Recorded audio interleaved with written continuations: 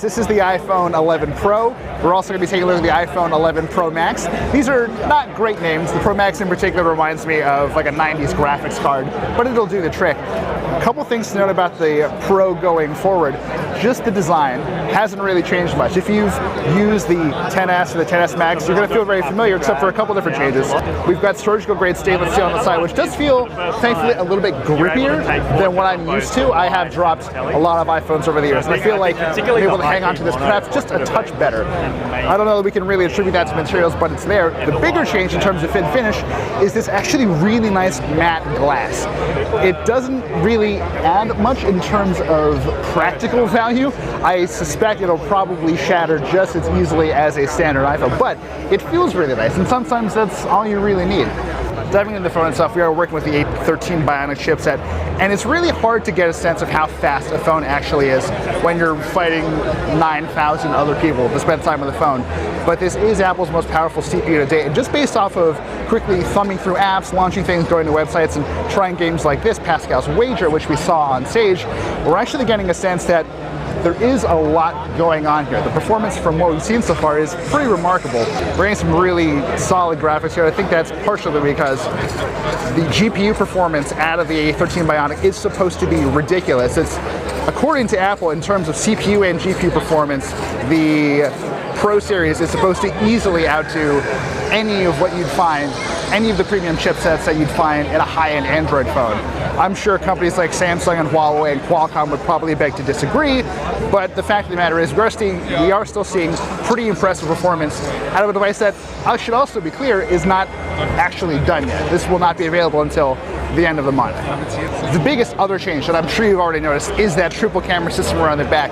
The iPhone XS and the XS Max previously had the telephoto and the standard wide camera, but we have the addition of an ultra wide here, which to me has always been the most important. If you're actually trying to add value to a multi-camera system, telephoto is fine, but wide angle really kind of gets you where you go. And here's a great example of how slick the interface is. When you're shooting and you're framing shots with that standard wide camera, you can actually see the overflow. You can actually see how much more of the field of view you actually could get when you do switch into that wide mode, that ultra wide mode. And I do actually really like the dial interface as well. It gives you a really, really granular level of control over your focal length. And actually, if you take a look, as I'm switching between these three cameras, there have been situations in the past with phones like LG's G series where you get a pretty noticeable stutter, and that doesn't feel great, especially when you're trying to get video shot. But as you're migrating between these three cameras, everything does feel remarkably smooth.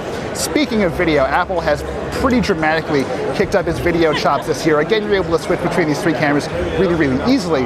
But if we do get some footage, I'm going to try and keep everyone's face out of this. Well, look at that. You can easily shoot 4K 60. The A13 Bionic is really, really solid for shooting that high resolution footage. I do also have to point out that you can take slow motion selfies with the front facing camera, and the results are kind of as horrifying as you would expect. Just look at that. Look at that. Look at the resolution, the speed. The hardware is at a point where the sensors really aren't the limiting factor anymore. It's the software and what you're really able to do after the fact that defines what the video experience is like on the iPhone 11 Pro and the Pro Max, which we'll take a look at in a sec.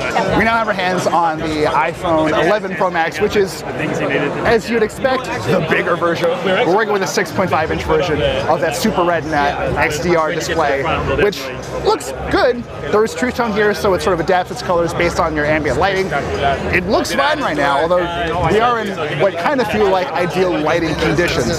So we'll have to actually wait and see how good this display actually holds up over time. That is actually true of a lot of things too. Apple says in particular, we're going to get some really crazy battery life.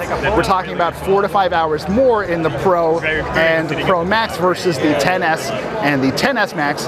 I will frankly believe that when I see it, but right off the bat, as usual, it is surprisingly difficult at times to use a max level device with just one hand, especially if you have small hands. It's the kind of thing that'll really put a strain on your pinky if you like to rest your phone on your pinky while you're holding it, or your wrist, which is something that happens to me pretty frequently. But I haven't had too much trouble with it. I do sort of like the Sony approach where you get the super long aspect ratio, but an ultimately narrower design that fits more nicely in your hand. But this is sort of the classic Apple big phone design, updated for 2019. And it works. It's not maybe the most exciting update that we could have received, but I think we're seeing a lot of really substantive upgrades in a lot of different areas. Is this going to be a phone that you absolutely have to buy if you're coming from a XS or a XS Max? Probably not, but if you've been out of the upgrade cycle for a few years, or if you really just want a sense of what a truly flexible Apple camera is like, you're really not going to do much better than either of these guys. I think it's really interesting that Apple decided to take the Pro branding and apply it to its smartphones as well, but I don't really know that these feel like Pro phones. They're certainly powerful, and the flexibility you get out of these extra cameras is great. The battery is much improved. iOS 13 adds a lot to this formula just by default. I don't really know what a Pro needs out of a phone, or really what a Pro phone should be like, but hopefully after we test these things some more, we'll be able to tell you all about it.